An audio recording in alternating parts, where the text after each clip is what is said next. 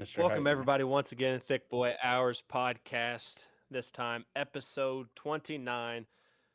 The boys will hopefully be back in town shortly. We're still waiting on Short Round to join us in progress. Coming off lots of different news and events. Our last episode was posted, so make sure you check that on the YouTube channel. Kicking it off, you got myself and the legendary Dodgy Yeti. Have you been, sir, since we didn't get to convene a couple weeks ago? Have you been this past month?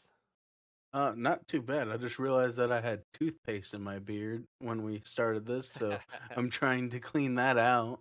But yeah, no, honestly, not too bad. Just working away, and been playing Destiny as of late. Destiny 2. So uh, yeah, fuck you, Sony. Technically, not all Sony's fault, but S- understandable for Sony's the one that what he's pulled the alluding trigger to to. It. shut it down. I mean, Bungie also kind of failed on different fronts as well. But what he's alluding to is Bungie provided the last update to Destiny 2 recently It's and amazing. posted a message to their fans. As for myself, since the last podcast that we had with Q, went to LA. Lots of great times and things happened. Uh, Multiple showcases. We had the state of play before I went. We had Summer Games Fest on Friday, Dev Play Days on Saturday, Xbox Fan Fest on Sunday, and uh, the Nintendo Direct when I came back. And if we have time, we'll get into my LA thoughts towards the end of the show. That way, we can save as much time to talk about all the games that we've seen over these past. Oh, The event overall were hold on a pretty minute. pretty banger. Restart that. You went all wacky on us. If I end up disconnecting, you'll just have to continue in progress, and I'll join back. Okay. But all the events, lots of games announced, lots of different things, bangers all around. Some events better than others, which we will dive into shortly. And I think we kick it off with PlayStation State of Play while we wait on Q to get here. So before I went to LA, there was a State of Play, which I was sick and stuff, so I really was focusing on making sure I wasn't sick when I went to LA. That's probably a But good thing. everything announced at the State of Play, we'll kick it off with God of War Lofty. I think that's how you say the name. God of War game based God of War game based around Kratos' wife. Um, a lot of people have mixed feelings about it. Um, I don't know exactly what I think about it, but uh, could be interesting. Like I said, it's based on Kratos' wife, so we'll just have to see what happens. Then we have Marvel's Wolverine, which I'm not a big superhero fan. I don't know about you and This, Q, but honestly, this go ahead. game is the only game in Sony's state of play that I thought looked fun. It, but it might not be played the way all the time, like the way that it is in there, because it was almost like take Assassin's Creed and you're playing as Wolverine, and Yeah. it looked cool, it looked fun, but that was uh that was about it. Everything, nothing else that caught my eye. The Laffy was actually didn't look too bad. It She's got a twirl when she jumps. That's weird. Never had my character twirl every time they jump, but that's just me. I don't know about you, but I'm not a big superhero fan. But if there was a superhero I could play a game as, Wolverine would be one of those. Wolverine, maybe Spider Man. Gambit. If there was a Gambit video game, I'd play that because if I had to pick a favorite superhero, it's probably Gambit. Ah, But dude, playing as Gambit would be awesome. Wolverine looked decent until Dawn. If you're a zombie fan, I think that's a zombie. I can't remember. I didn't get to see that one. Stuntman Hollywood looks interesting. Um, I don't want to say infatuated, but I enjoy watching stunt performers and seeing uh, then and outs of stuff that they do.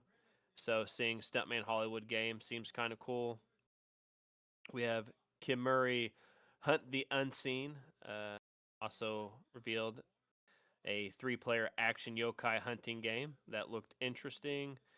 Tomb Raider Legacy of Atlantis. I am a little bit older than you guys, so I've kind of been in tune with Tomb Raider since like original PlayStation days, with the triangle pixelated chest and all that stuff. But Legacy of Atlantis looks kind of cool. The pyramid titties. Yeah, no. Rayman Legends. Go ahead. Sorry. Uh, the last Tomb Raider that I played was really fun, so I actually do hope that this one goes for him. The more friendly, family friendly game. We got Rayman Legends Retold coming back. Onimusha Way of the Sword. We had an inside look at this, which uh, NDA can't talk about it, but what was revealed at the state of play looked kind of cool. I'm not a giant Onimusha fan, but it does look interesting for the people that do enjoy those types of games. Control Resonant. I know how much people enjoyed the first Control game, so to see Control return is going to be good for those people. Phantom Blade Zero. I know a lot of people are pretty hype about this. Looked good. Silent Hill Townfall. Uh, this game and Ill, the horror style genre. Um, Sony has a lot of in with those particular IPs. So Silent Hill looked cool. Ill looked cool. Dune Awakening. I'm not a giant Dune nut like a lot of people out there are, but I know Nah. there's a lot of people that are waiting for this Dune game. So shout out to them. Marvel. Um, it gives you a look at Doctor Doom as well as Magneto, Carnage, and Green Goblin ahead of the game's August 6 launch. Um, my favorite fighting game series has always been Naruto Shippuden. Uh, all those all those He's games, the first one, second one, third one, fourth one, Naruto to Boruto. So, for anybody that likes superhero games, I'm sure you love Marvel Token Fighting. I know a lot of people are pretty hype about this game. And if I had to pick a villain to play as in a Marvel game, I do like Green Goblin or Carnage. So I know Q is a big Carnage fan. So Yeah, Carnage looks really cool. It's by the way, if you didn't hear him during the breaking up, it's Marvel Token Fighting Souls. The Magneto and Carnage are the ones that I'm really hyped about. I like Doctor Doom, Magneto, and Carnage as some of my favorite villains, so that'll be really cool.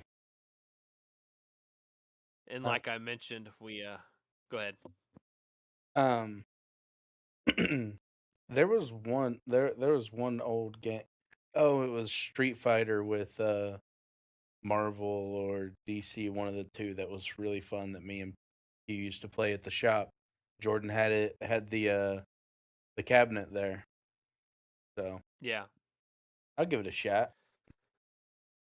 like I mentioned, back to the scary style games. It looked really cool. Um, first look at the Lost Wild was shown. Oh, sorry, the Lost Wild was shown, and I've been just from dinosaurs and some stealth gameplay is all we really got to see, but it looked kind of cool. I've been following this game actually for a while, and this is my number one most hyped game of the PlayStation One, and because the creators have posted like little snippets in like on Instagram and stuff like that, and this thing looks spooky, and I will be playing it. I love dinosaurs. From Dave the Diver development Rocket, we got a revealed a prequel telling the origin story of its sushi master, Brancho the Chef, a little arcadey style game, which was announced. Pretty cool. Marathon. I'm not a Destiny guy, but I know there are people that enjoy Marathon. There's people that don't enjoy Marathon, but they went to focus more on Marathon over a Destiny 3. So hopefully, season 2 of Marathon proves to be successful enough. No Rest for the Wicked. Moon Studios is coming to PS5 in October. Um, Another horror game genre looks really cool. Ace Combat 8.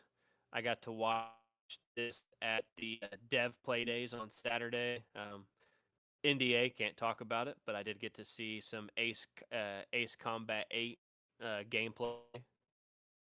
Dynasty Warriors 3 Complete Edition Remastered, which was my uh, favorite part of the show. Dynasty Warriors has always been.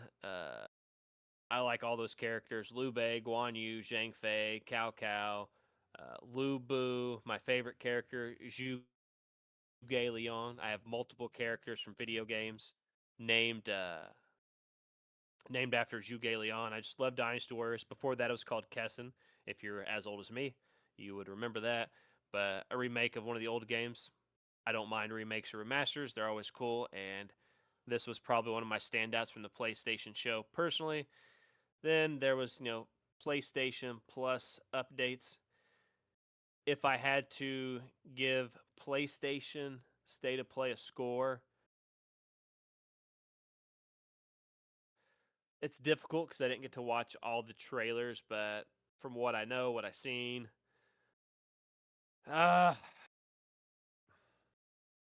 maybe a 7.7 out of 10. There wasn't a Um, lot personally for me, but there was some stuff I did like. Like I said, my favorite being the Dynasty Warriors 3 remake. So if you had to give the PlayStation State of Play a score out of 10, what is your opinion, good sir? uh, probably like a five. There's like three games that I'm actually excited for: Ace Combat, um, um, what was it called again? The Lost World and Until Dawn 2. Everything else just bleh. Stuntman Hollywood's actually kind of okay looking. If it plays like the old you remember what was it? Flat Out or yeah, it was Flat something. But you were like a stuntman in a car and everything. If it plays like that, I give it a six. But right now, it's just sitting at like a five. It looked very bleh to me. When Q gets there, I might just restart my laptop. That way, you have another co-host to bounce off of. So, kind of want to save Summer Games Fest and Game Showcase for Q. So, something I do want to talk to you about is, as of last show, we knew that Fable was being delayed until February. Since that announcement, we got to see Fable at the Xbox show, which we'll talk about shortly. But did you get a chance to watch the 30 minutes of Fable gameplay? No, I did not know there was 30 minutes of Fable gameplay, but I did watch the combat for it, and that looks super fucking fun. And I'm actually excited for that. The only thing I didn't like about everything was they have these giant things that pop up in cursive that's like plus criminal, plus killer, plus criminal. And I was like, I don't like that. I hope I can turn that off. Or at least like make that text like a lot smaller. Because the way that it used to be is you would just get like a little devil, glowing devil's head, like one of the emojis, or like an emoji with the halo over it.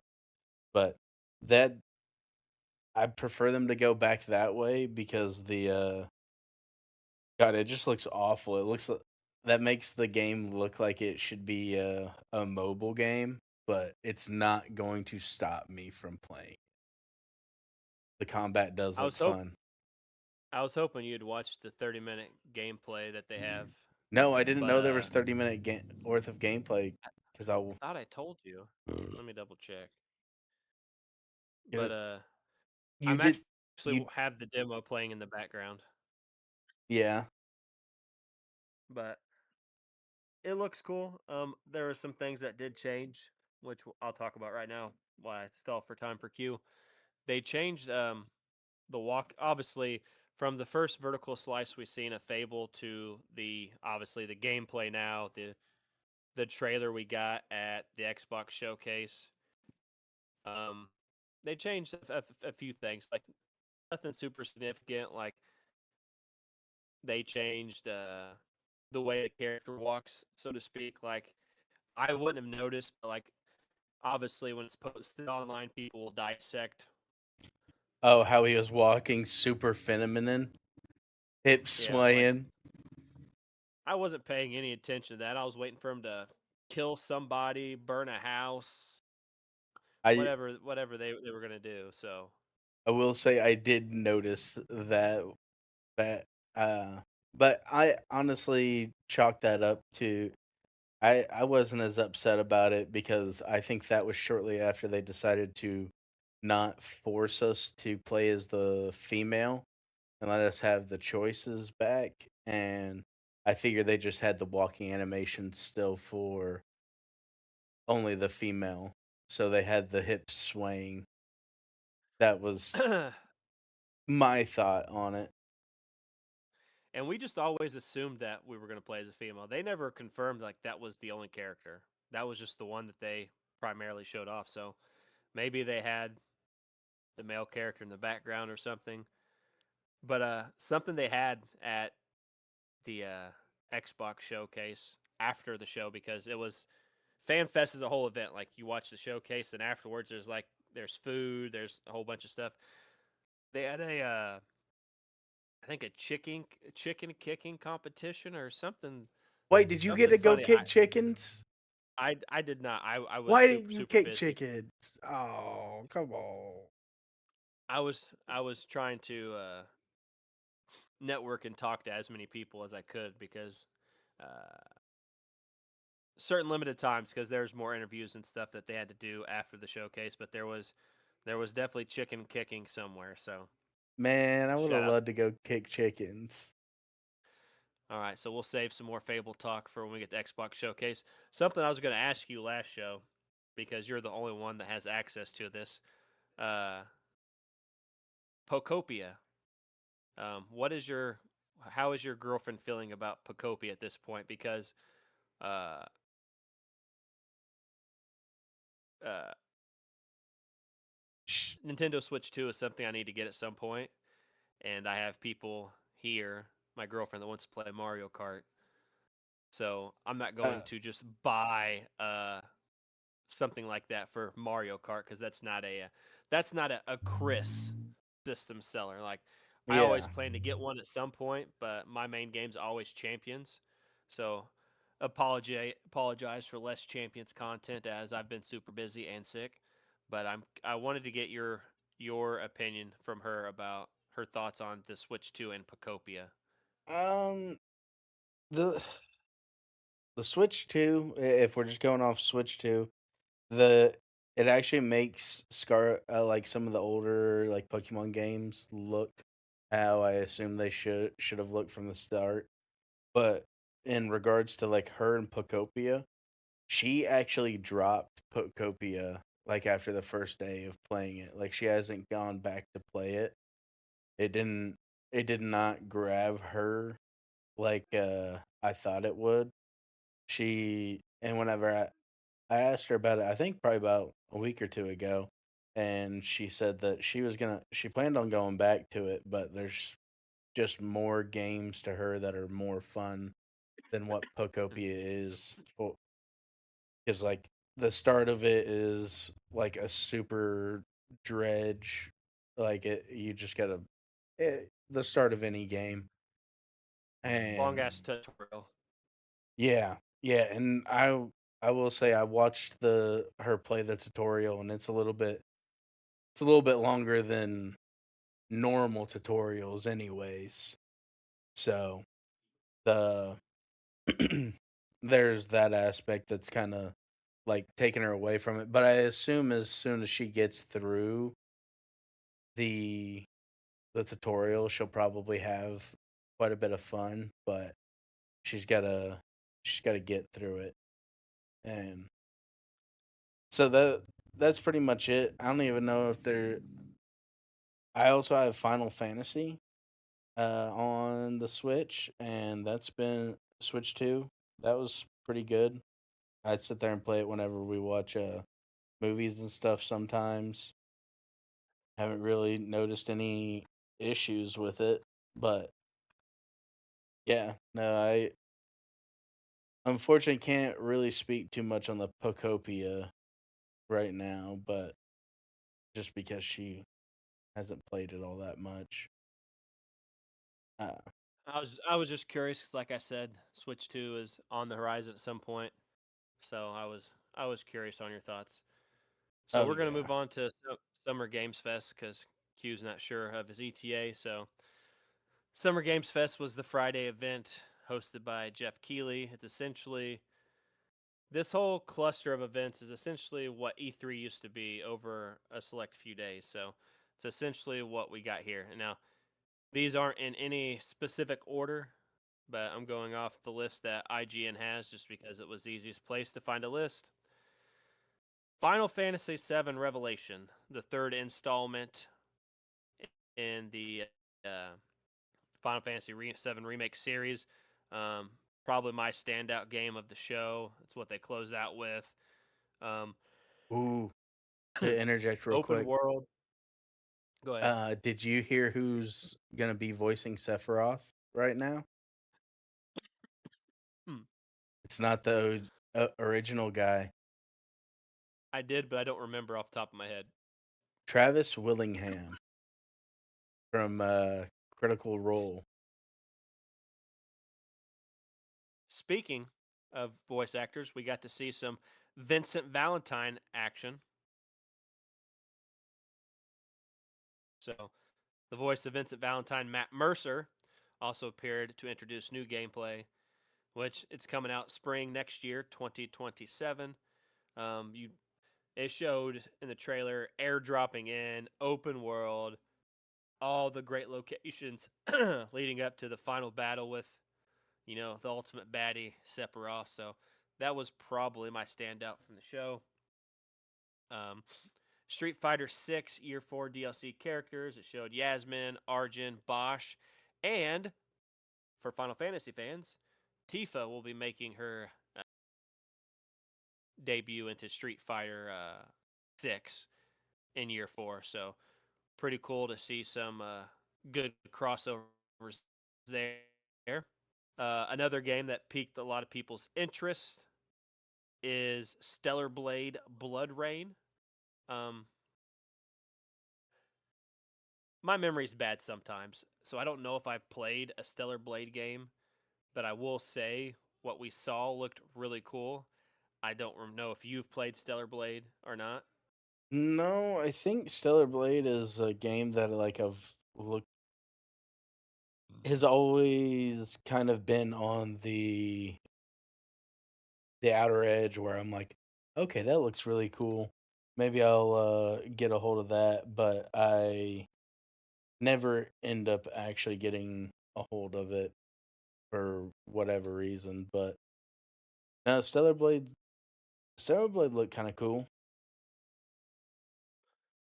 Then we also got from the Tell Telltale developers, the people like the Walking Dead series or whatever.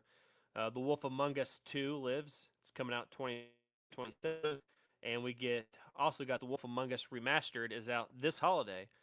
So if you're a fan of those style of Telltale games, it's kind of like super story driven. You make choices or whatever the case is. 2026 for the remastered, and then 2027 next year. We got Power World 1.0's update for people that don't know exactly like when it comes to these numbers. There's a lot of games that release in early access, so once a game gets fully to like 1.0, that's like the full game release. So Power World 1.0, which is O- technically the full game. Okay, you brought this up, and I've been wanting to ask. This is something I've been wanting to ask you. What do you think about all these games doing that? Releasing early access, and then like years down the line, they end up actually releasing or doing an update and calling it a full release. For me, it depends. A game like God of War, Gears of War, Halo, Spider Man. So you get where I'm going. Like games like Single those that are like players, little single player, but even multiplayer games like big mainstream games, Gears of War, Halo, Call of Duty, um, God of War, Spider Man. Games like those shouldn't release into early access, I don't believe. But when it comes to a game like uh, Power World, uh, Grounded, Boulder's Gate, um, a game like that, games like those that can kind of be built up with the community. Like I think the early access for Boulder's Gate 3. I'm not going to say it's by any means the main reason. Like Boulder's Gate 3 was always going to be a great game, but like the way they released it in early access, it was able to build it up with the community over the years. I think helped lead a good hand into getting Boulder's Gate 3 to where it was. Like there's a lot of games that do benefit from that. I would say it's mostly smaller games. Boulder's Gate 3 is fucking huge. But like I said, Grounded, Power World, small games like that. Pokemon Pocopia shouldn't be one of those games. Like fighter games, Street Tekken, all those games shouldn't be like that. But there's a lot of games that I do feel like it benefits. So it's kind of like a mixed bag of like, can early access help bring this smaller title up? Or can early access hurt this title? Because obviously, um, if it's a highly anticipated game, um, I can't think of anything off the top of my head. Let's say the next Stardew Valley. Just going off the cuff here. The next Stardew Valley releases into early access, and you have all the because Stardew Valley is a huge game. I know a lot of people don't know that, but Stardew Valley is very, very big with people. So stay the people that enjoy Stardew Valley. The next Stardew Valley comes out 2, 3, whatever the case is, and it launches in early access, and they have a whole bunch of like they try some things that are different, like farming's different this way. You have to do this a certain way. You have to do this a certain way. Um, you get a mixed bag with a situation like that because you'd have fans that might not like that change. But that mixed bag can also be a good thing because, like, oh, well, they don't like this. So let's kind of uh, take a step back and go back and revisit the system we used in the last game and see how we can bring that system up to modern standards, so to speak. So I think it's a mixed bag. The big games, Halo, Gears, Forza, Call of Duty, Spider Man, God of War, stuff like that does not need an early access. But games like Grounded, Power World, stuff like that, I am okay with. What do you think about this while I restart my PC? I think that the going into early access and like it since we were talking about Power World specifically to talk about them, like I think that these games that sit in early access for 2 years is not good. I don't think it's good for the community. I don't think that it's something that should be done. And I think early access should only be about 6 months or so. If it's more than that, you still got more work to do. You push your release date back, like or your early access release date back. And Power World's not the only one to do this. A lot of games have done this. Like I'm pretty positive PoE 2 has been sitting in uh early access, yeah, for a year and a half, almost 2 years. Um I'm checking now. There's Subnautica 2, I do believe, that has also been sitting in um early access for a while. And I think Subnautica 2 actually got into uh some hot water over it. Maybe not. I'm looking at it and I'm not seeing. Okay, I think I might be wrong on that. Yeah, I think I'm wrong on that one. But the games that sit in early access for more than 6 months, I think that's not early access. You've released your game. You've already released your game and you're just putting out updates. I don't think it. uh, that's just my opinion on it. Early access is like a 6 month thing. Like we're gonna put this out here. It's pretty much done, and we're just gonna tweak things and let you play a little early. But if you if you got your game out for a year plus, you're actually after 6 months, your game has been released, and you're just doing updates. So whatever state your game got put into early access is the state that you released your game in. So all these game companies that get shit on for how much how badly they release their game states in, that should go back to whenever they released um the early access. If you take more than 6 months, we should be able to criticize the launch of your early access, because you at that point you just released your game and um you just got updates after that. So that's that's my opinion on it. And I don't know if you can hear me or not. We're just gonna have to tough it out because it's not getting fixed. Can you hear me? yeah, yeah. The Did you get to hear any of what I kind of said Yeah, to get the gist of it?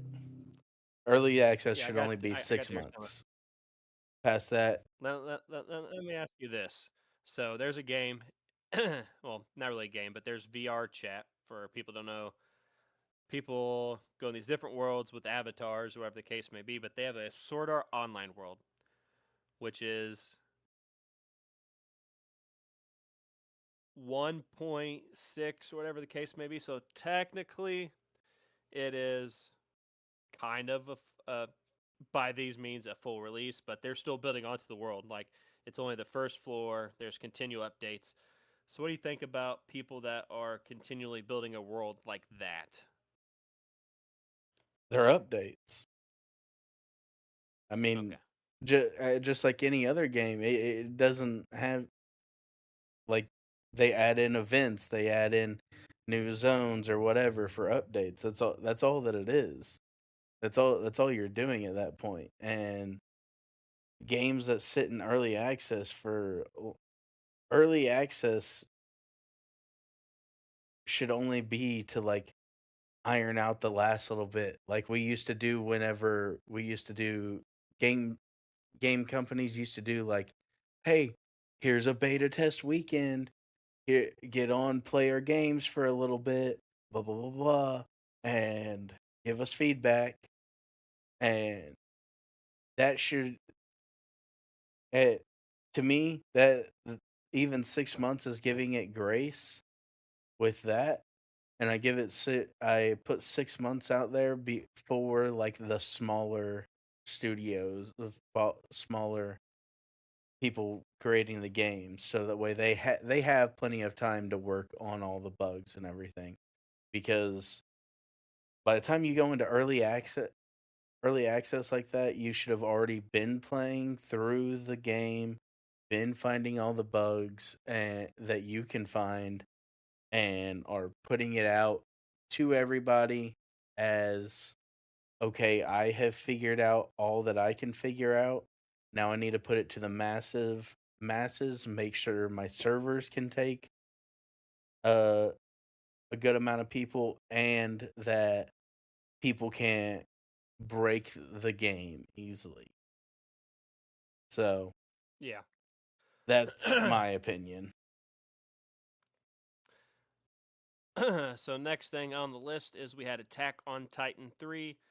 Um, Attack on Titan's a very popular anime.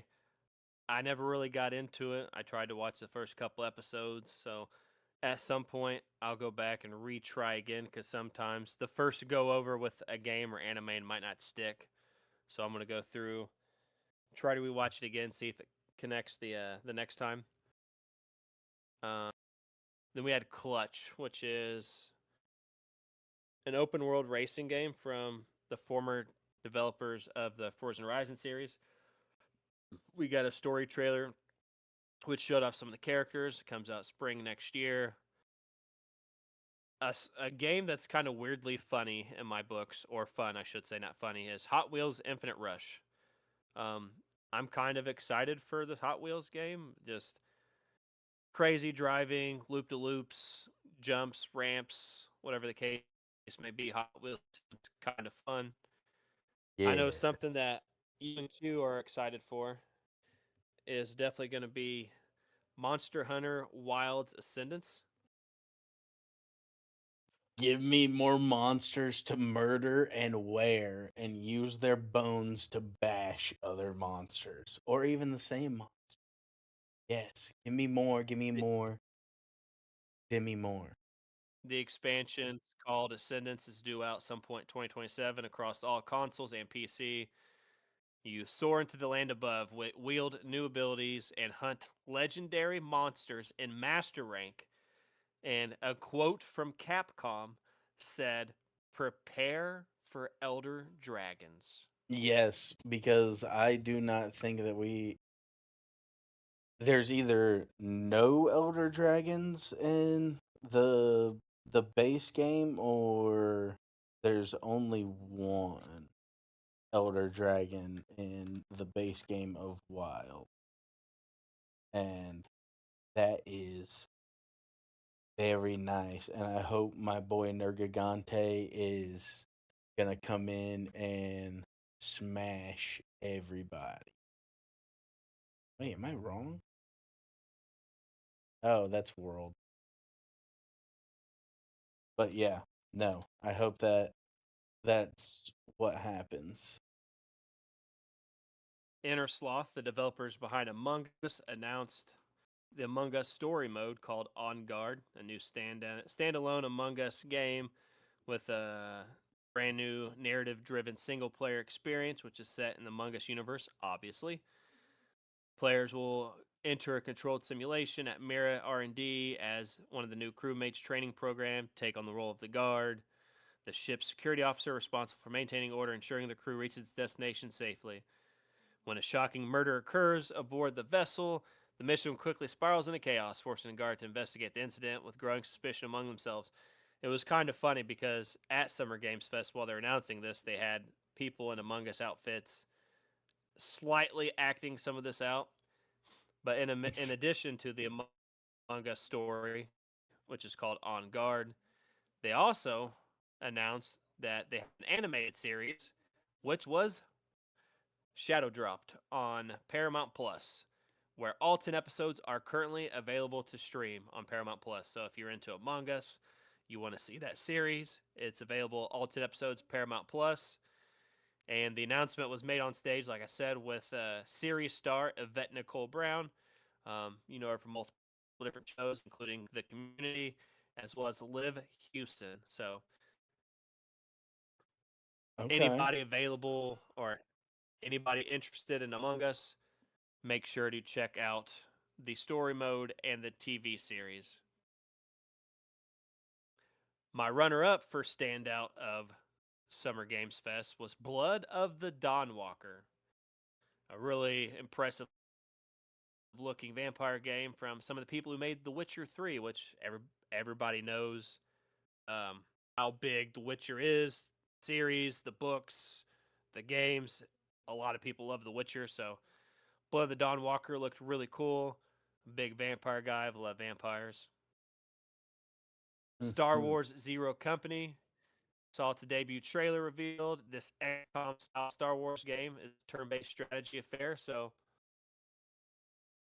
let's draw Chris more into the Star Wars world by, pulling him into that turn-based style. So it'll be interesting to see. It's not the only Star Wars game we got from the weekend. I We'll was get gonna to say it. it's the second best.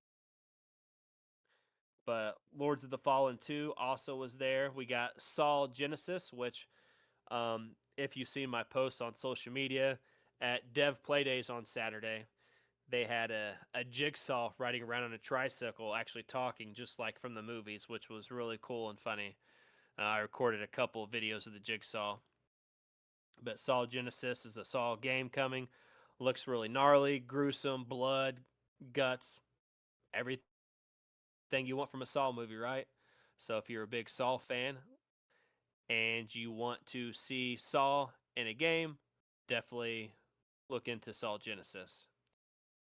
Then we got Okay. 1666 Amsterdam, a new game from Patrice DeSelitz, one of the original creators of Assassin's Creed. The prologue's available for download on Steam and Epic Game Store. Dark third-person story action adventure game with the full release set to release on early access on PC this year. Console version planned for a later date. We also got Mafia: The Old Country expansion, Man of Honor. Um, I never played a Mafia game till like last year, but I found it to be really fun and cool. So if you're into the Mafia games, like that type of story, definitely recommend you getting checking Mafia out and checking out the Old Country expansion. Never been a RuneScape guy, but we're still getting RuneScape updates in 2026, I guess. So, RuneScape Dragon Wilds had a new trailer confirming September 15th release on Xbox Series X and S. It was already confirmed for PlayStation 5 and PC. It's the first time RuneScape IP has made the jump to consoles ever. So, if you are a RuneScape fan and you want to play on consoles from the comfort of your own couch, you'll be able to do that quite soon.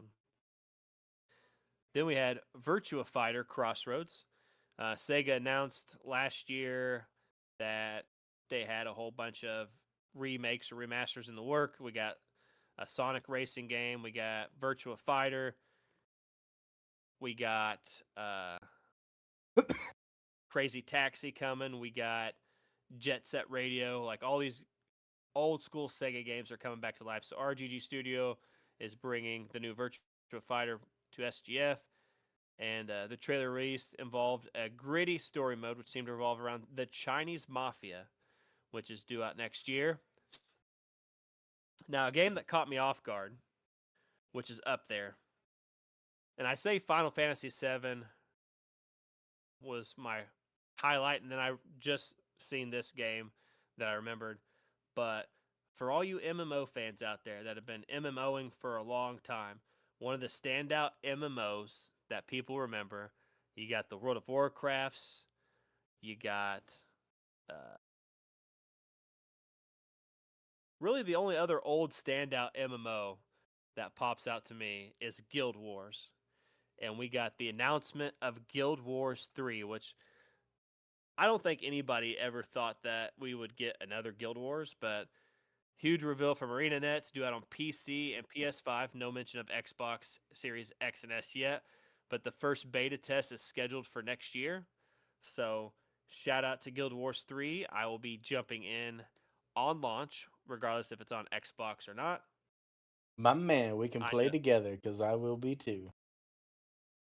I know one of my old roommates, Trevor, I've been friends with him for a long time, and one of the MMOs he talks about a lot is the old Guild Wars.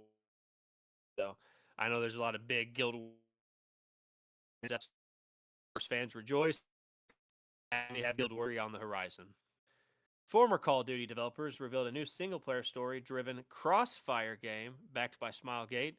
It's got dynamic cover, which fundamentally changes your relationship with the environment and becomes an active skill you need to master.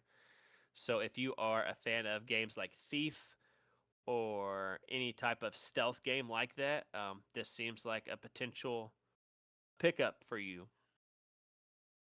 Gundam fans, I don't know the last time we got a Gundam game, but Bandai Namco announced Gundam Rogue Orbit with a flashy teaser trailer. It's a fast-paced, high-mobility action game that introduces brand new timeline in the Gundam saga, where humanity must fight for survival against an unknown threat. Due out next year, all consoles and PC. But had a really nice trailer. Uh, I know Gundam is a beloved anime franchise. Um, if you go back to the episode of the podcast where we talked about uh, 5 anime we think people should check out in 2026, one of the animes I said was Mobile Suit Gundam Iron Blooded Orphans, I believe.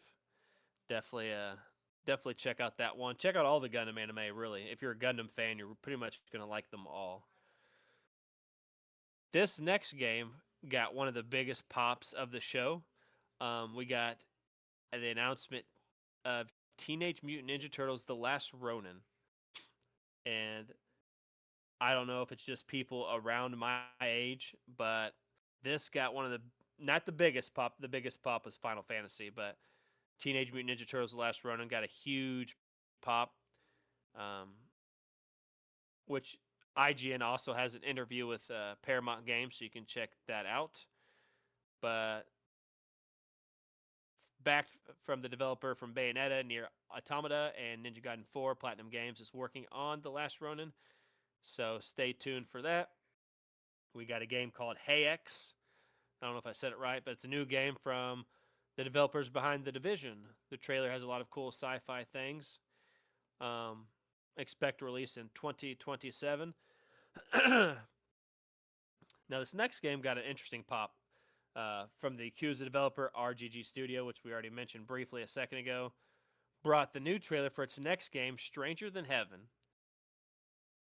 And one of the most random moments of Summer Games Fest, we got confirmation that Tupac is in this Mm-hmm. fucking game. People also popped when they showed Tupac on the screen. So Tupac Shakur will be in this game. Comes out January 15th, 2027. And not only that, but another person who was in the game, Snoop Dogg, came out on stage in a surprise appearance to talk about the game a little bit. It would have been cool if I could have met Snoop Dogg, but I did not get to meet Snoop Dogg. Terrible. Another good game, Blood Message, a game brought to you by NetEase, had a debut trailer, which we had an interview for Blood Message, so you can check that out on the Iron Lords podcast channel. Uh,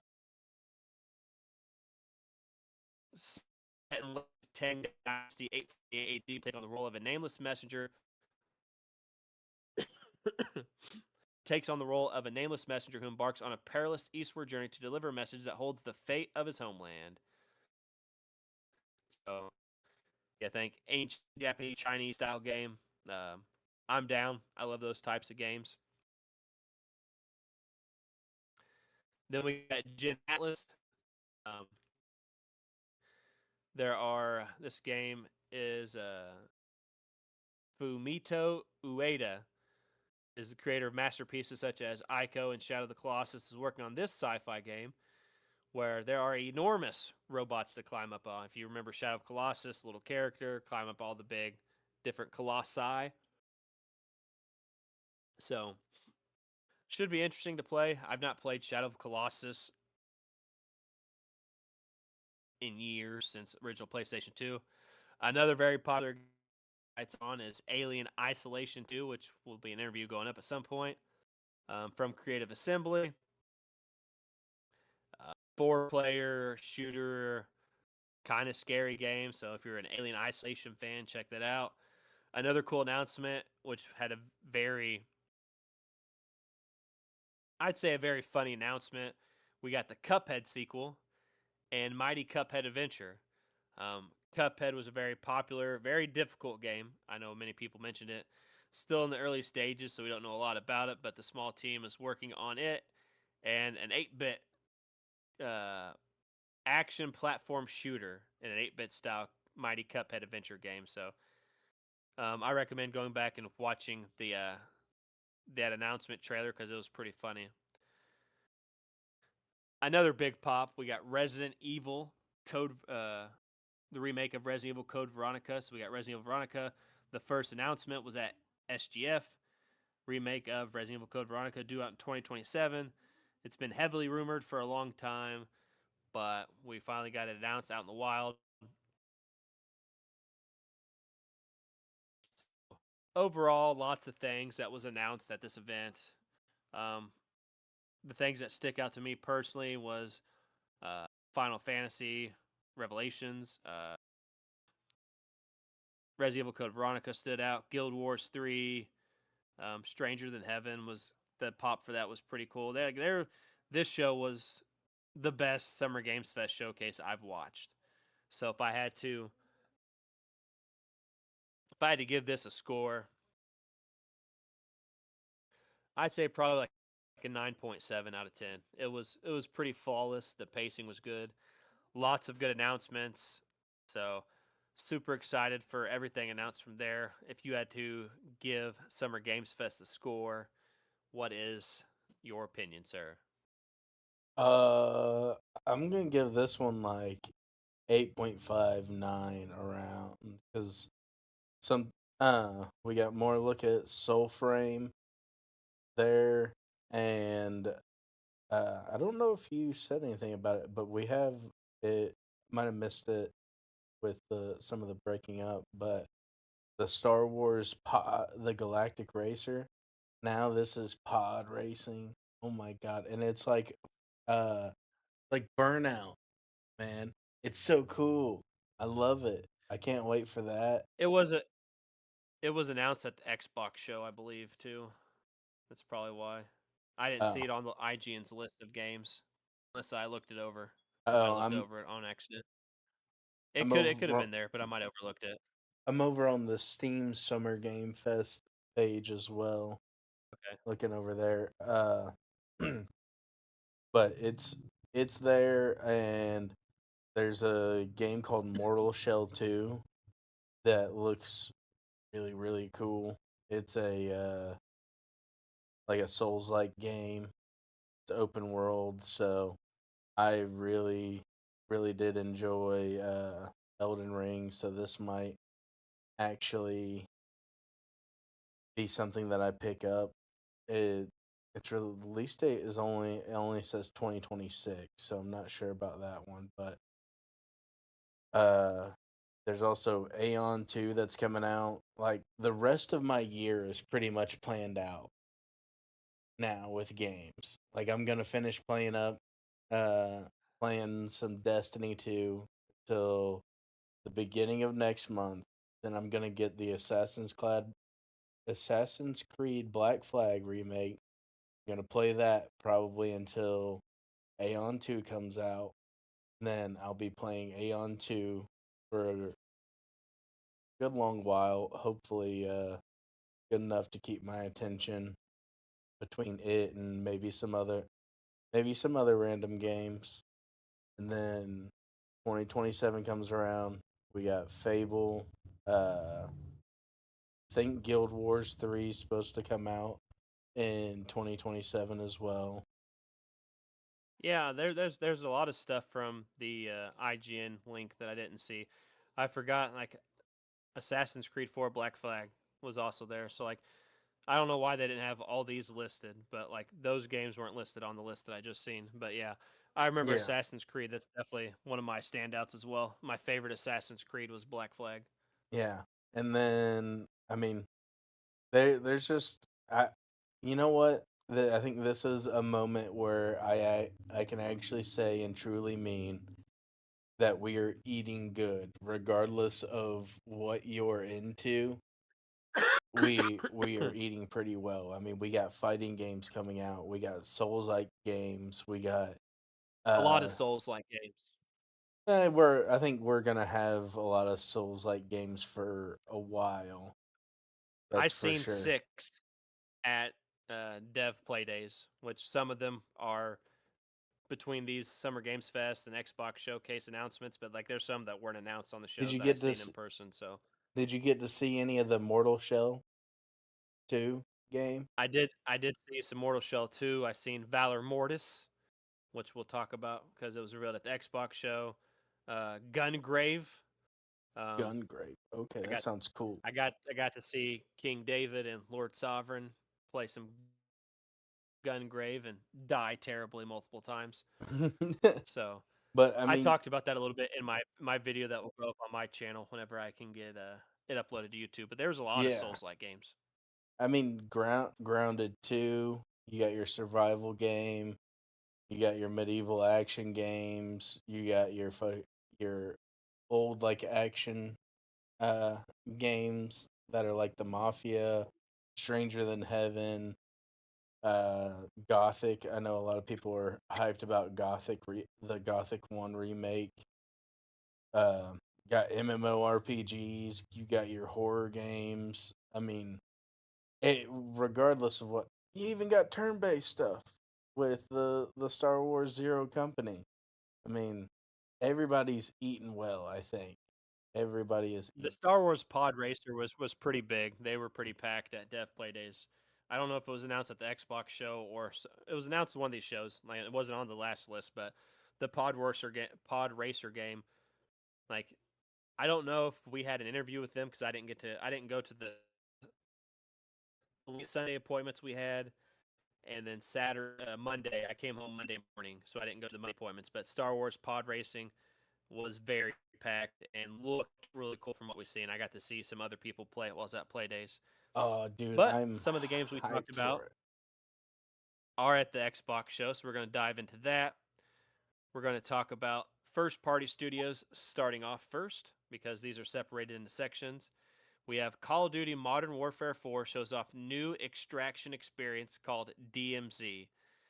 We got the first look at DMZ. Players deploy solo or with squad into volatile conflict zone as an off the books asset tasked with recovering advanced military technology.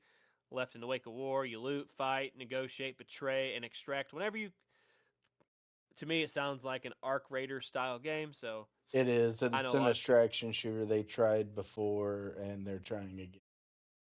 I know a lot of people seem like they're interested in this. I'm not the biggest Call of Duty fan, so kudos to people that do enjoy Call of Duty. I mean, I dabble sometimes because my buddy Riley plays Call of Duty when he has free time. Then we got Clockwork. Let's talk about Gears of War E Day Oh, first. you We bastard! got we got Gears of War E. I want to do this one first because it was the first game shown on the showcase, and it's not first in the list because I think they're alphabetical. All Yeah, I right. think they might be alphabetical. But Gears of War E Day. They also had post summer showcase. post Xbox Fan Fest showcase. They had extended Gears of War E-Day look, which we got to watch in person. Um, looks fucking phenomenal. Rebuilt from the ground up. Gritty, dark, back to the roots of Gears of War One, the krill, the holes opening up random locations, the vaulting over higher stuff. Like you can vault over like bookshelves, and like you can get and like the covers like really low. So like instead of just like back up against the wall like you normally see, you can be kind of laying down on the ground with your gun in your hand. Traversal's different, looks really phenomenal. The gunplay is great. I will say, I don't agree. So whenever you in Q watch the Gears of War E-Day trailer and watch it back again, not Marcus or Dom, but there's a Hold on a minute, you're and breaking there's up. another that's new. All right, say again. So there's new characters. You got Marcus and Dom. Obviously, you got a guy that they've known previous story, not the guy with the tattoos. But there's a chick that's coming, and there's a new white guy. And there's lots of people I went to this event with that say they stole my appearance for this white guy. So when you and Q watch the Gears of War E-Day trailer, you need Okay, to let me know I'm I if I watched a good bit. I got it going in the background right now, so I'll let you know whenever yeah, it if it pops up. the one white guy. They say like they stole my. I don't think I look like this guy, but there's a few people that are dead set like they stole my appearance. So kind of funny. At the end of this trailer, I know Q is going to be absolutely against this. At the end of this trailer, it says Xbox console exclusive. I don't like So that. I don't like that at we'll all. Xbox. We'll talk more about the exclusive situation in a minute. Now the game that you did want to talk about, Clockwork Revolution, which was later in the show. Like I said, this stuff's in alphabetical order. But Clockwork's new trailer shows bullets, shows all different kinds of like gameplay. But it's the steampunk RPG from, excuse me, um, In Exile. Sorry, I was drawing a blank. Uh, It's got lots of cool things. It's got humor. It's got chaos. It's got gunfights. Like it's got just everything you want from an NX style game. And at the end of Clockwork Revolution, wait till I'm clear. I see my green bars now. At the end of Clockwork Revolution, Xbox console exclusive. What the fuck? I'm not gonna buy an Xbox. It's not happening. You don't have to buy an Xbox. You can get these games on PC. It's just not going to PlayStation. Oh, okay. Oh, okay. Xbox considers PC part of the platform, so like you'll be able to play this on PC. Okay, okay. All right. Well, I'm fine with that. But yeah, no, fuck Sony. Doom: The I'm Dark full hating Ages Sony. Revelations. Sorry, I want to get your opinion on before we move on. What do you think about Clockwork Revolution? I'm super excited to play this game. What's your opinion? I love it. I think it is going. I think it is like I really love it because I think that it is kind of a back to BioShock and like early Fable type of vibe games, and we're getting a new Fable as well. So like I get to eat good on both sides. And what's funny is I've actually never played BioShock, but I have watched some people play. It gives me like the vibes of back then, and it looks so fun, and I can't wait. And I I'm gonna be eating good for like the next year or so. And I know like Monster Hunter's about to take up a bunch of time. Guild Wars 3 is gonna take up a bunch of time. Hopefully Aeon 2 is good enough and not pay to win enough to take up a bunch of time. I'm gonna play this Gears of War as well because I Gears of War was one of my very first like Xbox games that I ever played, and it was great. But yeah, no, I am excited about this Clockwork Revolution. Next, yes, it's going to be so much fun. And one thing I like about there, I mean, we talk about when I like do reviews for games, what I focus on, majority and stuff like that.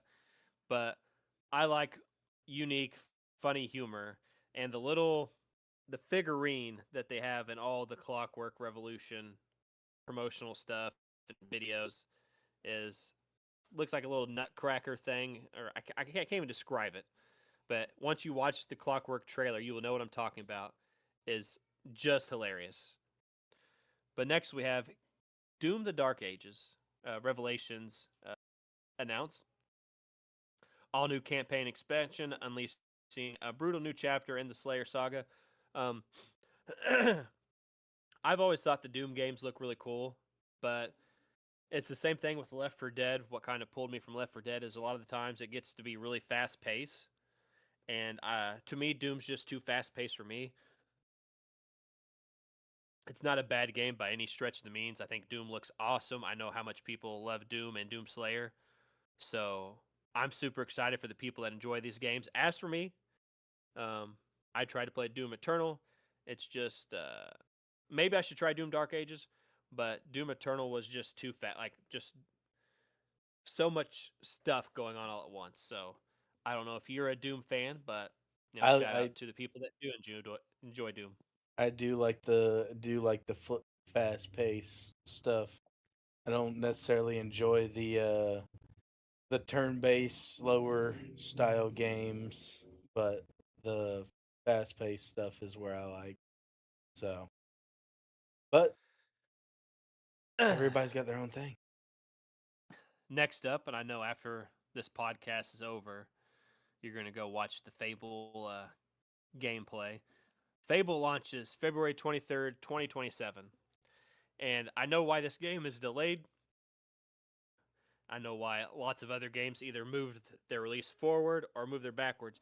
I had one developer mention this to me face to face Saturday at Dev Play Days. And I can't remember which one it was. It was like the Gungrave developer or somebody else, but they said we're moving our game to October forward because we don't want to release with GTA 6. And that is the first time a developer has like just the honesty of a developer like GTA 6 is a big game. Like if you're moving out of November or when we know you're moving because 6 it's not to be ashamed about a game like Gungrave or any of those other style. GTA 6 is going to encompass the entire month of November. So it's going to take up absolutely everything that there is. I'm not going to really play GTA 6. I might dabble some, but I've not really been a GTA guy since like San Andreas. I'm more of like the single player story style GTA person, but Fable moved out of Mm. the end of this year because no game likes release in December. I've never understood why, holiday release. I always assumed like December releases would be really good for games, but apparently December releases aren't good. So I you know February what? kicking off. Sorry, go ahead. To speak on the GTA thing, I hope GTA gets very sub numbers what it wants to get.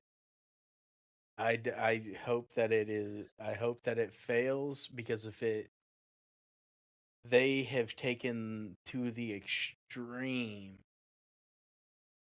putting delays on stuff on their games and uh just dragging it all out. And I don't I don't want that to be like a normal thing. Like, yeah, delay your game if it's not ready, but are you really are you really 2 years behind? Like what? Why? Why are you 2 years behind? They've been delayed I do 5 times. not want GTA 6 to fail because I feel if they get subpar numbers, it's going to implode the gaming industry in some form of negative way. Um, I don't like that GTA 6 was delayed multiple times, but like it needs a release, needs to be good for the sanity of the video game industry. But Fable, back to your baby. You talked about it. Mm-hmm. It's been one of your most anticipated games for a long time, releasing confirmed release date February 23rd, 2027. Like I mentioned before in the podcast, Monday they came out with a the day I came back they came out with like pretty sure it's Monday, but there is like a 30-minute gameplay trailer you could check out. I don't know if it's Playground Games YouTube channel or Xbox, one of the two, but you can check out the 30-minute demo. I know some people got hands on with Fable. Um, I've not seen the actual gameplay that we got for Fable because obviously I wasn't one of the people that got to do be a part of the extra Xbox stuff. But Fable launching confirmed Haley Atwell as Isabel, the game's antagonist. Um, she's brought to life by the amazing Haley Atwell, powerful hero with a tragic antagonist. Brought a powerful hero from a tragic past, former pupil of Guildmaster Humphrey the Golden. Her obsession with righting Albion's wrongs has driven her to darkness in her search for answers. But obviously, it's got everything you want from Fable. Good choices, bad choices, burning stuff. I can't remember who it was. Somebody posted on social media. Um, it was one. It was either it was an executive or a developer, and I said, I just want you guys to know that my choices in Albion are not reflective of my real life choices. So if I burn something, no, not reflective of what I might do in real life. But it's got everything: chicken kicking, uh, all that. Um, you can also find out about Isabel as well as 10 other major characters in Xbox's Wire cast reveal feature. So, like I said, February 23rd, 2027. What are you like able coming back after all this time in February? Like what is your overall opinion on the situation? Uh, Piggyback off of what that one dude said. They are not reflective of what I will do in the real world, but maybe just things I want to do in the real world. But no, I mean I'm I'm more excited now because it does seem to be a light at the end of the tunnel, but until I get that thing on my PC, I will not get overly excited.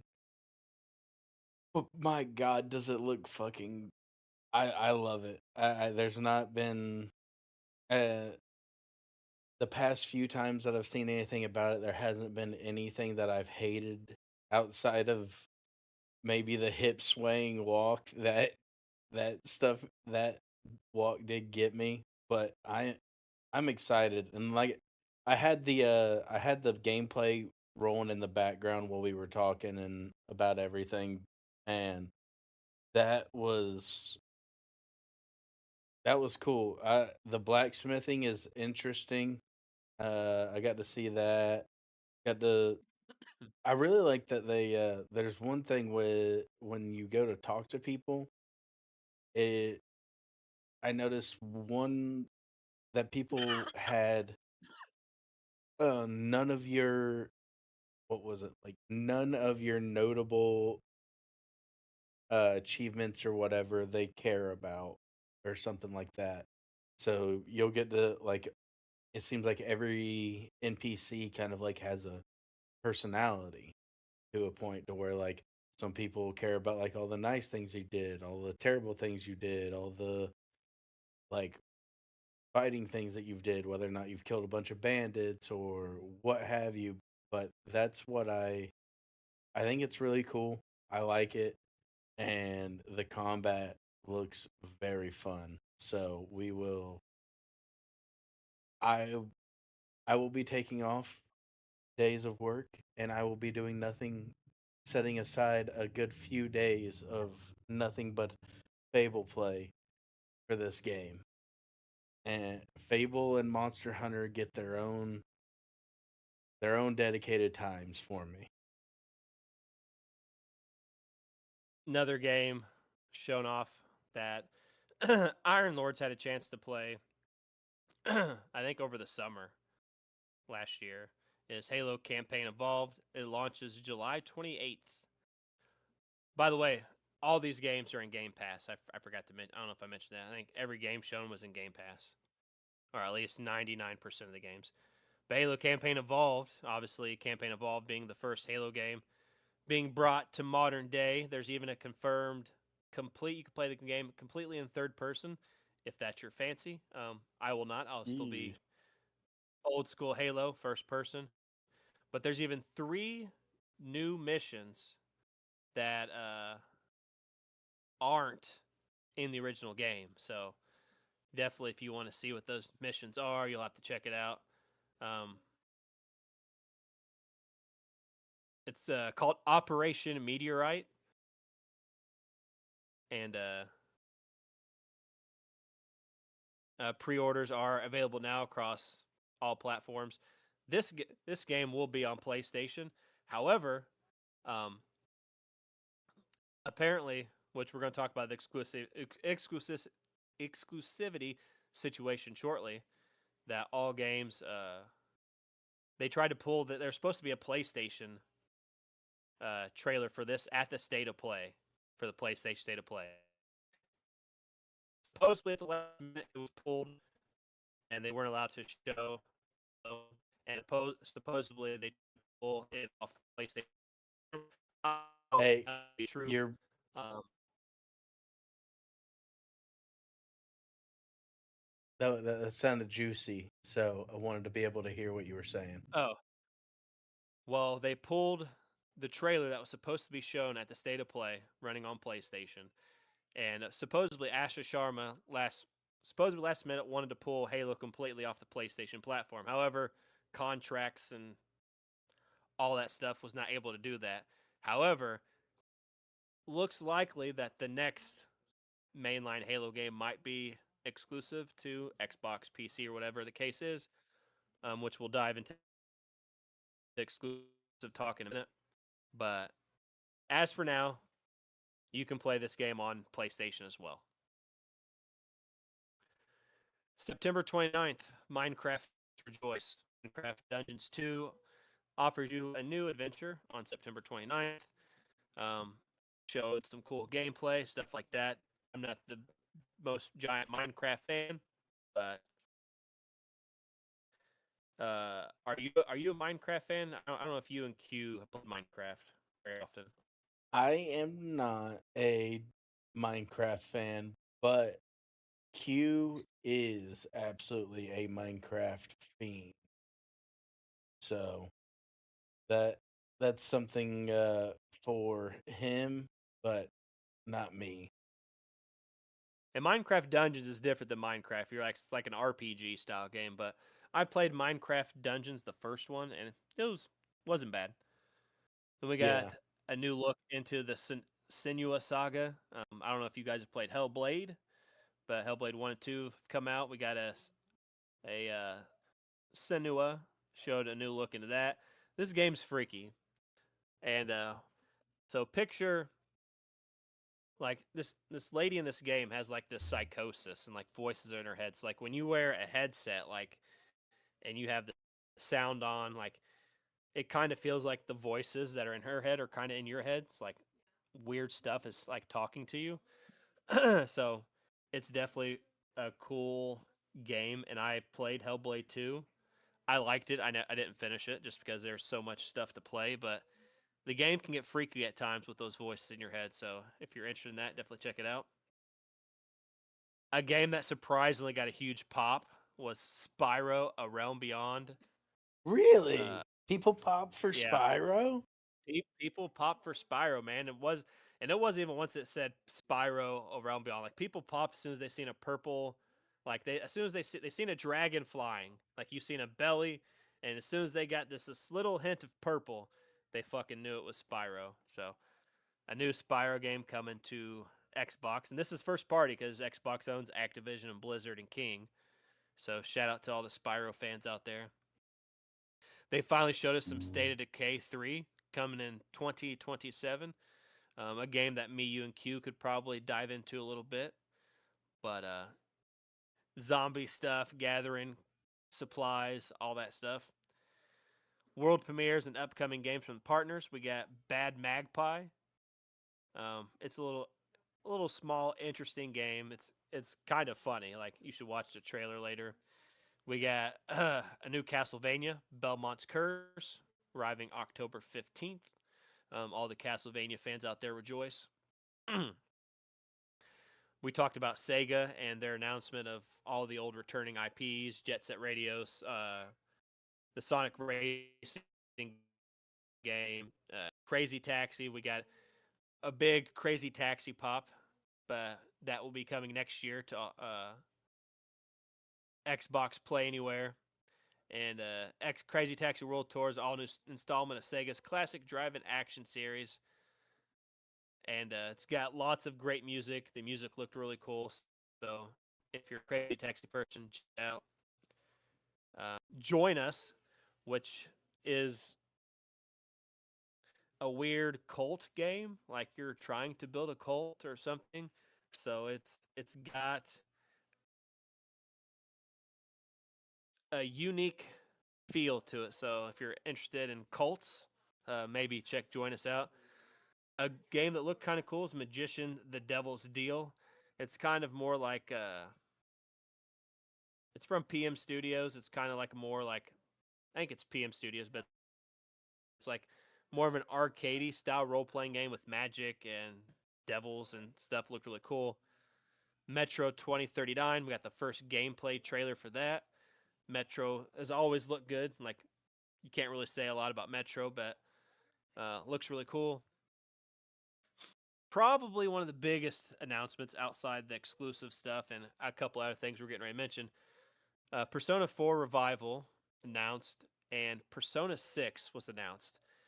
And Persona just started coming to Xbox over the past couple years, and Persona is a big turn-based Sega Atlas game that PlayStation's always kind of had their grips on for a long time. So Persona 6 was announced, not only announced for Xbox, it was revealed at an Xbox show, not a PlayStation show. It's revealed that it's coming to Game Pass on day one, and it's Xbox Play Anywhere. So anywhere you can play Xbox games, you can play Persona games, and Persona 6 is in Game Pass on day one. So huge, huge get for Xbox. Resonance: A Plague Tale Legacy shows new gameplay coming August 27th. If you ever played Plague's Tale or stuff like that, it's a really fun game. I like Plague's Tale, so I'll be playing this at some point. Valor Mortis. We mentioned Valor Mortis, brutal first-person Souls-like game that arrives September 24th. Um, I'm not really the biggest Souls-like fan. I've always wanted to dive into the genre. I talked about it on my New Year's resolution that I'm going to play Elden Ring this year. Still got half a year to do that.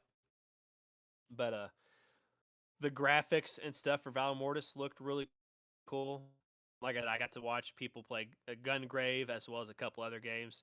So I'm super not my top game, but I'm excited for Valor Mortis. Vivarium is an anime and styled adventure that brings cozy nostalgia. Shout out to all the cozy video games out there. So if you just want to relax and play a game like that, Vivarium is for you. Um, Game looks really it cool. is a it is a life sim adventure inspired by the classic cel-drawn anime TV shows and films, which arrives next year. It's being developed by Studio Meadowflower and published by Serenity Forge in close partnerships with Show Chiku and Crunchyroll. So we also got Where Winds Meet, which arrived on Xbox that day. I actually have it downloaded to try out. It's an epic free-to-play open-world ARPG set in the turbulent 10th century ancient China. It's a narrative-driven exploration experience. Offers absolute freedom for you to define your own martial arts combat style. So There's exclusive benefits for Xbox Game Pass Ultimate subscribers, so definitely check that out. I'll be, like I said, I got it downloaded, so I'm going to try it at some point. Wolong 2 Wings of Ember announced. Today's show saw the world premiere of Wolong 2 Wings of Ember, a new brutal action RPG from Team Ninja, set in the aftermath of the first game. And amid a fantasy take on the late Eastern Han period of Chinese history, you'll play a nameless champion fighting against humans and demons alike across vast battlefields. Trailer looked really cool, so if you're a big Wolong fan, definitely get into that. Next, we had so one of my biggest standouts from the show is I'm a big strategy fan. So Age of Empires 4 expands with Raiders of the North DLC expansion. Looking forward to diving into that. I might not be the fastest builder in StarCraft or Age of Empires, but you leave me time to set up, your ass might be in a little bit of trouble. But big, big Raiders of the North expansion. Looking forward to trying them out. The Elder Scrolls Online teased a Thieves Guild tale and more with Season 1 updates. We got to interview the developers about this stuff. Fallout 76 has a free-to-play Infestations update that came out the same day as the Xbox show. Microsoft Flight Simulator 2024 added U.S. national parks and national air championship air races. Flight simulators Flight Simulator is one of those games that just looks super realistic. Like, I'm not the biggest like air simulator style game, but everything looked cool. You got to see Mount Rushmore, Grand Canyon, all that type of stuff. So looked really, really cool. So all the Flight Simulator fans are going to love that. Sea of Thieves had another update to where you can design your own like Sea of Thieves situation. So like multiple people can play, design their own quests, endeavors, islands, whatever the case may be. So people can be very creative when it comes to stuff. Halo Forge was a big proponent for a lot of maps and stuff that we got back in the day. So super excited to see what Custom Seas update and people can create and bring to the forefront. Then we got the tech side of stuff. This was Xbox's 5th anniversary. My first Xbox Fan Fest. Xbox debuted in 2021. So they announced the Xbox 25th anniversary console and controller. And it's funny, right before we get into this, at breakfast on Friday, I talked with Mr. Boomstick and Hargeet Shani, people I was at the event with, about how I never had the original Xbox Halo Edition that was green, it was translucent, it was see-through. And I also wanted the, if you remember right, as you were a Game Boy fan too, the purple see-through translucent Game Boy color. I also wanted that. And I never had that either. So we were talking about this on Friday. So at the Xbox Fan Fest on Sunday, which is my first Xbox Fan Fest ever, they announced a Xbox Series 25th anniversary console and controller. Looks really cool. Supposedly has some Easter eggs in it. See-through, translucent. And then after the show, Matt Booty and Asha Sharma came out. They were talking about how about them exclusives, and they're like, how about the new 25th anniversary Xbox? And then she said, everybody that has fan in the audience on their badge day gets a 25th anniversary Xbox for free. So, to go to my first fan fest, last year was the community showcase. It wasn't a fan fest. Fan fest is completely different vibe from the showcase, but to get a free Xbox after talking about these old see-through consoles back in the day, to get one was really cool. So overall, I give the Xbox show, I gotta give it a 9.5 out of 10. Not quite as high. Oh, I'll give it 9.7. Same as the state of play. I'll give it 9.7. They had lots of good stuff. So my standout was Age of Empires, Halo, Gears, obviously. Persona 6 coming to Xbox day one release is phenomenal. Valor Mortis looks cool. So, what do you think about the Xbox show? Xbox show, I give it a 7. There's a lot of cool stuff here, and also they're gonna be giving my boy a really cool Xbox. So I gotta give him a little bit of. I'll give him a 7.5.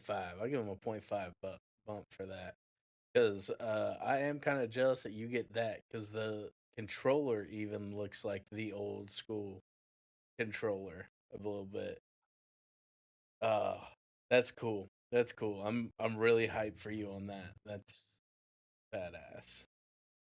But But before we move on to the Nintendo situation a little bit more, mention exclusive situation. One of the things Asha Sharma, um, one of the things Asha talked about was the first 100 days, the return to Xbox, quality of life features that they've released, and we've talked about it on the show before, whether it be me and you, me and Q.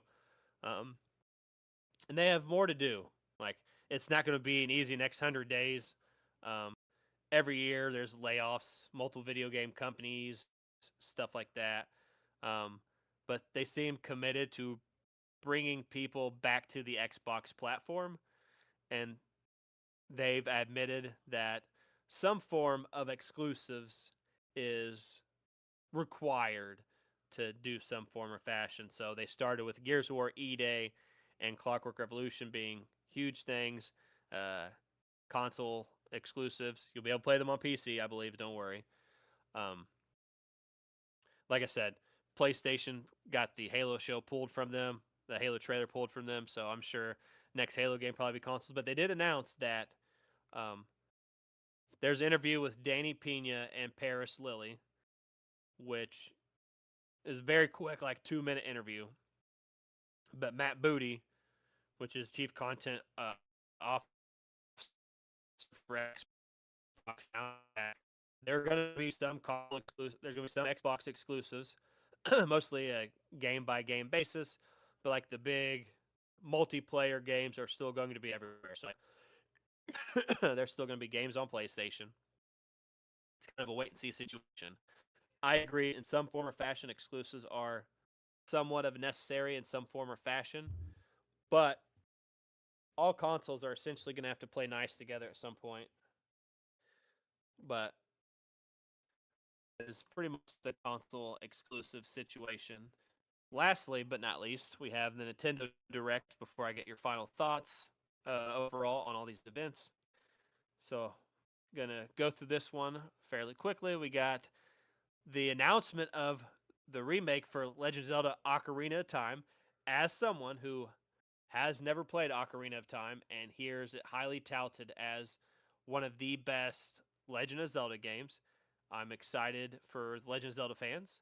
And I'm actually going to try Ocarina of Time if I get a Switch 2. So shout out to all the Legend of Zelda Ocarina of Time stands out there. Kingdom Hearts 4, big reveal after years of waiting, no release date yet, but coming to Switch 2. Kingdom Hearts Collection 1 through 3. So, you Kingdom Hearts fans out there, while you're waiting for Kingdom Hearts 4, you can dive in and play 1 through 3. Warhammer 40K Space Marine 2 coming to Switch 2.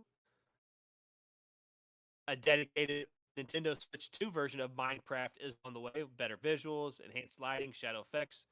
Your Switch worlds will carry over, so don't worry. Due out at some point this year.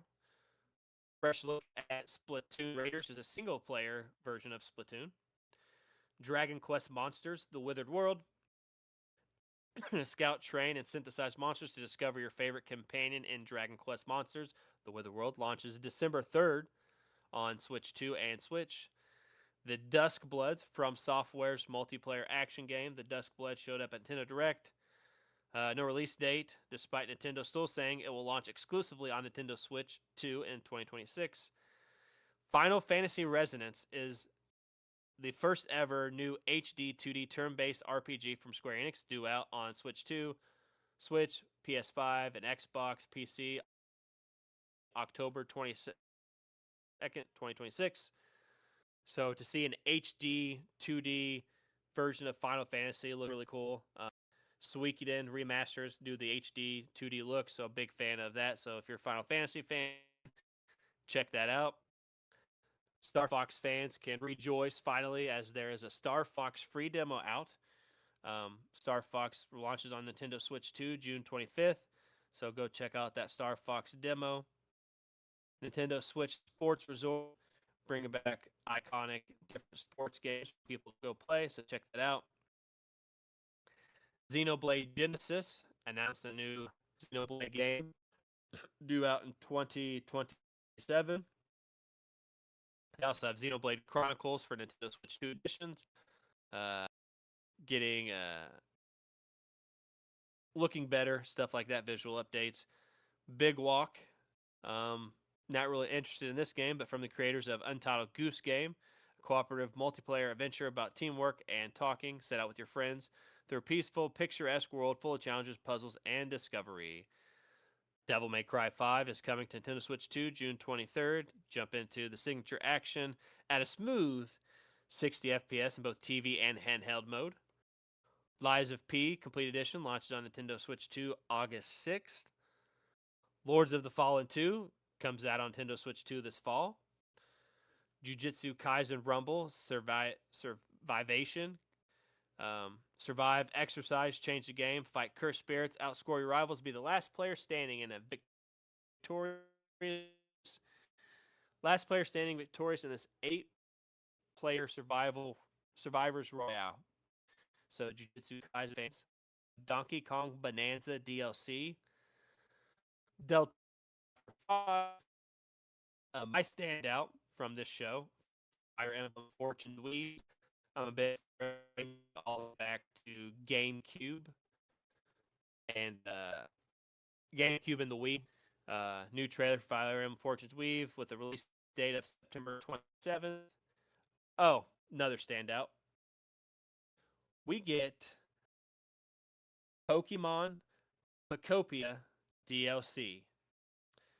Oh For everybody that shit! doesn't know, Pokemon Pocopia DLC is a free update for Pokemon Pocopia in August that adds a new move, Dive. With Dive, you'll be able to explore the world on the ocean floor and enjoy life of Pokemon living under the sea. There's also paid DLC via the expansion pass. The expansion pass paid DLC, but Bubbly August.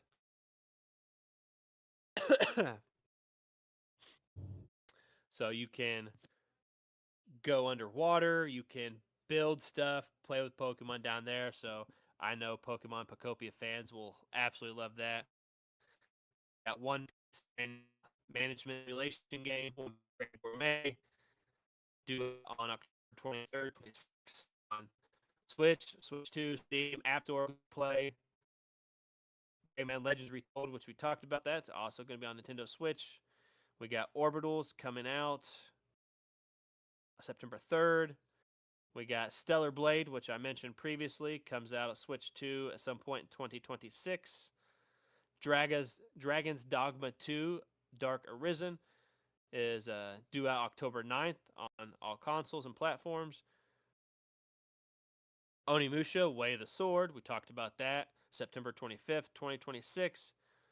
Rhythm Heaven Groove also coming out. But that is pretty much the end of the direct, unless one of the games isn't listed. Standouts for me, like I said, is a Fire Emblem game, as well as Pokemon Pocopia DLC. I've not played Pocopia, but um, as I think about a future Switch 2 purchase, one of the games that does stand out is Pokemon Pocopia. Fire Emblem, big Pokemon Champions fan, so obviously, I could play Champions on my original Switch, but if I got games that pull me over, I would much rather play Champions on Switch 2. Overall, I'm going to give the show, we'll say, a 7. Maybe 6.8. I don't think it was as good as, we'll stick with a 7. I don't think it was as good as the other shows, but they showed off a lot of cool things that I'm interested in. I know a lot of people wish they would go out Mario Kart World DLC, but we know how slow that Nintendo is with any Mario Kart anything. So a lot of people were kind of waiting for that, but Fire Emblem looked good to me. Ocarina of Time's really baller. Copy DLC. So what do you think overall about the Nintendo show?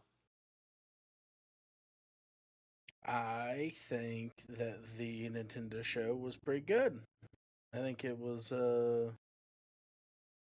definitely not as good as some of the other ones that happened, but you already said that.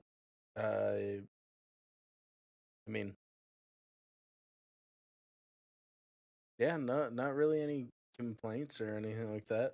I think it was okay. Nothing too crazy, There nothing are bad. there are some uh, Pokemon leaks and stuff, but we don't really have time to talk about that today. So I'll just give like a brief overview of my LA trip, and if you have any questions, you can feel free to ask. So randomly coming home, you know, going up from uh, certain altitudes or whatever, and being like vacuum sealed in a plane. Like my left ear still, I can barely hear on my left ear right now. So dealing with that, but overall, trip was phenomenal. The best trip I've ever taken in my life to this point. Um, Meeting so many people. I used the pictures posted on Facebook. You know, got to hang out with boy Jake Baldino once again. But Thursday, Did he we buy you told the pizza, restaurant that we had about 25 people coming. He did not buy me pizza, motherfucker? but we had about 37 people end up showing up at the restaurant, which is the Yard House right by the JW Marriott where we all congregate at. But I got to meet so many people, like-minded individuals. Colt Eastwood, Mag, which is from Canada, Jess Corden, all the way from a different country. We got people from UK, London, all conversing for the love of games and not just PlayStation, Xbox, just gaming in general. So we hung out Thursday, hung out at the JW afterwards. Friday was Summer Games Fest. It was phenomenal. Like we mentioned, got to go to IOI Interactive afterwards, which is the invite event. Other people went to a press mixer event. We got to see some 007 stuff, Hitman stuff. There was a rooftop party afterwards, which I could have went to. I went back to the hotel to write up an article and then end up going out and getting dinner with multiple people later on. Saturday was Dev Play Days, which I was in one interview. You can check that out on the YouTube channel. It's the Elder Scrolls Online interview. Got to ask a question for that and be a part of that interview. Interview Fallout 76. I've seen Ace Combat 8.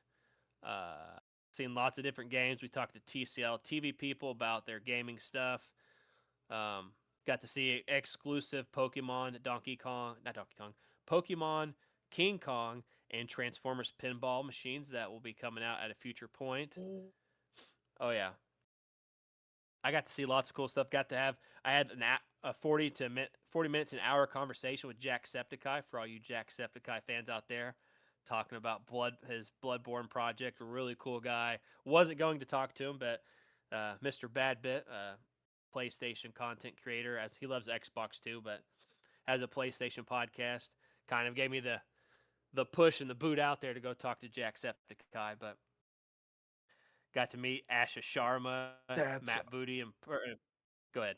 that's so cool that you got to meet Jacksepticeye, though. Yeah, That, really cool guy to talk to. but Got to talk to Asha Sharma and Matt Booty real quick at the event on Saturday. They were in a hurry, so I snagged a picture real quick. Aaron Greenberg as well. Jason Ronald, the Wizard of Xbox, the guy with the big long beard. I know you see multiple pictures of me with him. Talked to him for like 30 minutes. Gave him uh, the Perforos God of the Four. I think it's God of the Perforos card that has the Kefka art. I gave him that. And Bolas Citadel's Kefka's Tower because it's the Final Fantasy arts. Jason Ronald's a big Kefka fan.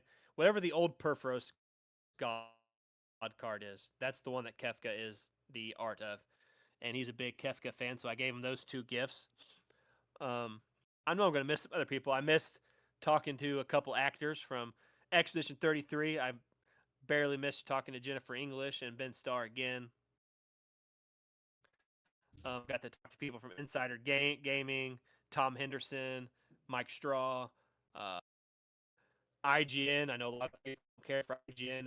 I like IGN people as individuals, so I got to talk to Ryan McCaffrey, Destin Legary, which is no longer part of IGN, but was for a really long time. Got to talk to Ty Guy Travis. Um, I know I'm going to forget some people. Just Jeff Rubinson, Fox podcast. He's really cool too. I got photobombed. I was taking a picture with Mag and Cole Eastwood on the red carpet at Xbox Fan Fest before the event, and I didn't notice, but Asha Sharma and Matt Booty photobombed us, and I didn't realize who it was at first. I kind of died laughing once I realized who it was. Got to talk to them longer this time, so really cool to talk to them and get their input on some insights within the industry. Stein, I know a lot of people don't really know who Stein is, but Stein is the guy that does the social work for Xbox. So if it's a social media post, it's definitely Stein. And Stein, a fellow shredded cheese lover. Stein is absolutely hilarious. I love talking to Stein. Wait, are there And Major motherfuckers Nelson, that really don't like shredded cheese out here? I have no idea, but I know there's not many people that love shredded cheese as much as Stein. Stein loves shredded cheese. Well, shredded cheese is good. So I mean, Stein's okay by me, I guess. The Got to talk to Major Nelson. He made a surprise return after Ash Ashar and Matt Booty gave out the free Xbox. Talked about exclusives a little bit. Um, Major Nelson, which has been a part of Xbox since 2023. 2023 or 2024, I can't remember.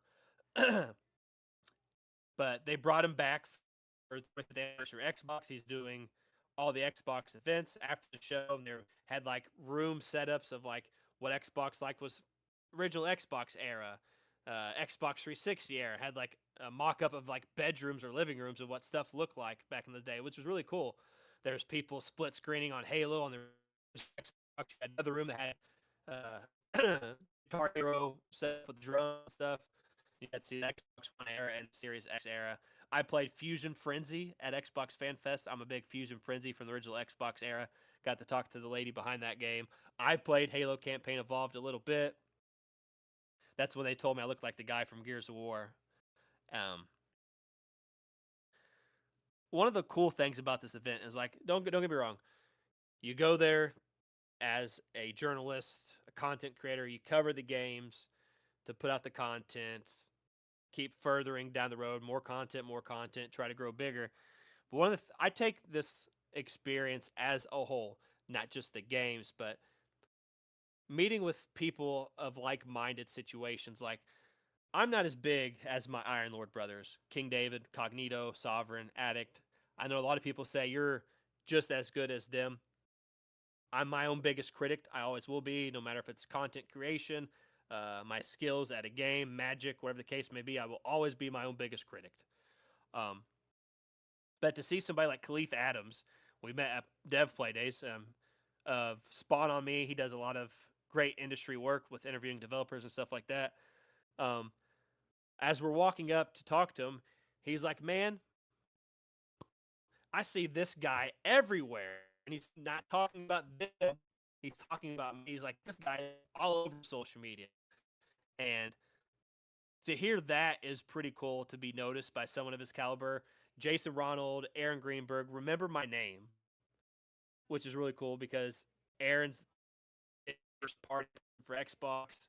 Jason Ronald, the guy that makes this extra tech that we get to experience. So them to remember my actual name in person, like they greeted me, is really cool in my books. And then Paris Lilly, a big focal point within the industry. He's got to host like an Xbox extended show before. He does a lot of flight sim stuff. He ate lunch with us on Saturday, and to sit down and have lunch with Paris and to ask like my own personal insights on industry stuff or this game, what I'm interested in, what I think about this, is really cool in my books. And I got to meet all these people. Like there's some people I'm not mentioning off the top of my head. Jake Baldino, Jimmy Champagne, Xbox Ready Ray, um, Holly, that blue number, a newer content creator. Go check her out. That blue number. Cole Eastwood, his wife. FarQ, Hargeet Shani, Mr. Boomstick, Kay Asante, Lucius Augustus, Ty Guy Travis, Craig. I got to meet God. I almost forgot my favorite person. I got to meet God Howard. Everybody that doesn't know who God Howard is. We're talking about Todd Howard, the man behind Fallout, Elder Scrolls, Starfield. I Even though I was kind of starstruck at first. Didn't get to ask a lot of questions because I was kind of starstruck over in the hallway. I'm like, got to get a picture at least. But I met so many cool people. I know I'm skipping on some of your names, so if you're watching this podcast, I do apologize. I do appreciate. Oh, Yo Donnie for the first time. Um, the Black Viking out of Seattle, met him for the first time. There's just so many people that are so amazing in what they do, and to have people that respect me for my work and content creation. Now, I'm small. Like, I don't even think I have 100 subscribers on YouTube. I do have quite a okay following with the articles and stuff for the website. But to meet all these people, the developers remember your name, is really cool in my book. So I take the overall experience 10 out of 10, best trip I've ever taken in my life. Hopefully next year, as everybody that was part of the showcase last year got into FanFest automatically this year. So hopefully I get into FanFest next year. If it is back next year, we believe it will be. And Dev Play Days. I didn't get into Dev Play Days last year, but I got in this year. Hopefully I get that opportunity again. So overall experience 10 out of 10. Can't wait for next year. Oh yeah, one more thing. Food in LA, fucking phenomenal. Go ahead, sir. well, it sounds like you had a hell of a time then.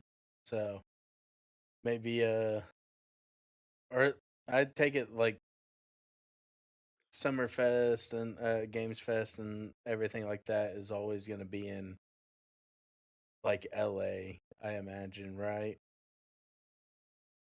Yeah, that's Yeah. kind of like where it's pretty much E3, like the whole event from like PlayStation State of Play to like Nintendo Direct, like all those shows obviously like weren't they had their own things, but it was all in the E3 stage. So Jeff Keighley is essentially like the main focal point of what is considered the new E3. So there will always be like a PlayStation State of Play. You'll have Summer Games Fest, Saturdays the developer play days, Sundays the Xbox stuff, and then like Monday or whatever is Nintendo Direct and stuff like that. So it's like the E3 conglomerate, but a little bit different. And developer, you can buy tickets to Summer Games Fest, developer play, or you can get in as media. I think developer play days is invite only. Um, Xbox Fan Fest. I don't know if you can buy tickets. Pretty sure most of it's invite, but Mm. you should be able to get tickets for Fan Fest. But like the exclusive parties, like the IOI Interactive, was invite only. And then if you're that, you can go. You automatically get invited to the rooftop party, the mixer party that other people went to that didn't go to the IOI stuff. That was invite only. I pretty much got invited to everything except for the exclusive Xbox behind the scenes stuff and the Xbox party for Saturday night, which Lord Cognito was there. He got to mingle with Asha on in a rooftop party setting, Matt Booty, and the other people. So definitely, I recommend people check it out if they have the ability to. And like, there, I got a guy Fuzzy Bub here, a guy from the gaming community. I've known for quite a while. He's on podcasts and stuff. He drove 43 hours to LA for these events, and then 43 hours back home. He has bad plane flying experience, but he drove 43 hours with his wife there and back. That's how much people enjoy this trip. Like I said, like-minded individuals coming together, talking about stuff that we love in gaming and all that stuff in general. Yeah, I would not drive 43 hours. That's for sure. That man is a But psychopath. but unfortunately, Q didn't get to make it to the show. I might try to do something with Q during the week or something because we have some Pokemon leaks we want to talk about, or we save them for the next show. It just depends. We got Pokemon leaks about future Pokemon Gen 8 Code Seed, which we'll talk about at some point. And there was some magic stuff I wanted to talk about, but daughter's got her graduation party today, so I got to get out of here soon. So I want to say thank you for being here today, sir. Thank you for everybody watching this later on.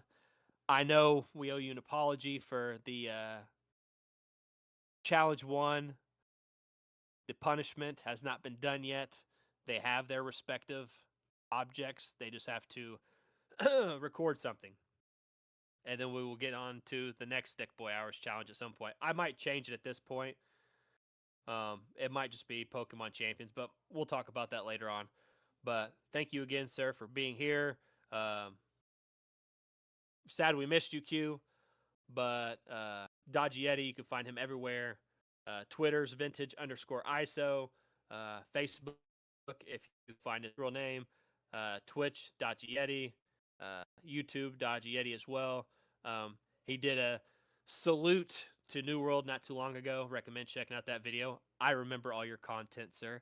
I consume it as well as these podcasts. So definitely support him on Twitch, on YouTube.